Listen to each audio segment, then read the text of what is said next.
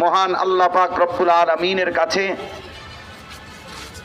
আমরা আমাদের কলিজার সবটুকু দিয়ে, চোখের পানি দিয়ে আমরা দোয়া করব, এবং এটা ইনশাআল্লাহ, এটা আমাদের বিশ্বাস, আমাদের ইয়াকিন,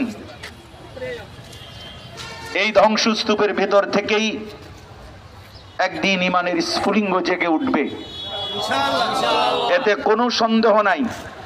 কোরআনুল কারীমের অকাট্য বর্ণনা, রাসূলুল্লাহ সাল্লাল্লাহু আলাইহি ওয়াসাল্লামের অমোঘ ভবিষ্যৎবাণী, এই কথার আলোকে এ কথা স্পষ্ট।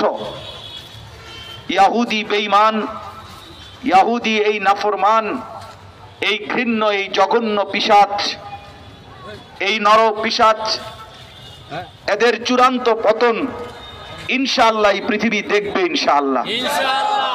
ফিলিস্তিনের মজলুম মুসলমান শেষ পর্যন্ত ইনশাআল্লাহ বিজয়ের হাসি হাসবে, আল্লাহ তাআলার এটাই ফয়সালা। অতএব আমরা কোনোভাবেই ঘাবড়াবার, মনোবল হারাবার কোনোই সুযোগ নেই। বিজয় ইমানদারেরই হবে। আল্লাহ পাক রব্বুল আলামিন 1450 বছরের ভিতরে বহুবার এই পর্যন্ত এই পৃথিবীতে ইমানদার মুসলমানদের উপরে জুলুম হয়েছে, নির্যাতন হয়েছে। ঐতিহাসিকভাবে কথা প্রমাণিত, একবার মুসলমানদের উপরে এমন জুলুম, এমন নির্যাতনও হয়েছে, এরপরে সবাই ভেবেছে মুসলিম জাতি নিশ্চিহ্ন হয়ে যাবে।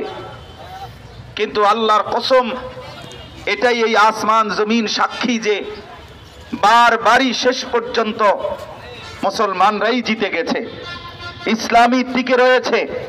সমস্ত কাফের, মুশরিক, বেঈমান, ষড়যন্ত্রকারী দুশমন শেষ পর্যন্ত ধ্বংস এবং বরবাদী হয়েছে। অতএব 1450 বছরের এই ধারাবাহিকতায় সময়ের ব্যবধান হতে পারে, আজ কিংবা কাল, আগামী কিংবা পরশু, এ কথাই সত্য, ইসরায়েলের পতন হবেই হবে, ফিলিস্তিন গাজার বিজয় হবেই হবে। এত রক্ত, এত চোখের পানি, এত মাসুম বাচ্চার আহাজারি, শহীদের এত খুন বৃথা যায়নি পৃথিবীতে কখনোই, এবারও ইনশাআল্লাহ বৃথা যাবে না।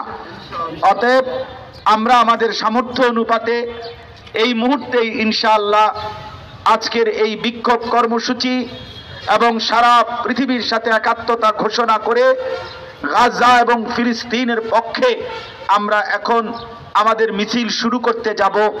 আমরা প্রত্যেকের কাছে অনুরোধ করি, আপনারা প্রত্যেকেই অল্প একটু সময়ের জন্য আপনাদের নিজেদের দোকান, আপনাদের ব্যবসার ব্যস্ততা ছেড়ে সবাই আজকের এই মিছিলে অংশগ্রহণ করেন। সবাইকে আমি উদাত্ত আহ্বান জানাচ্ছি। আল্লাহ তাআলা আমাদের সবাইকে তৌফিক দান করেন।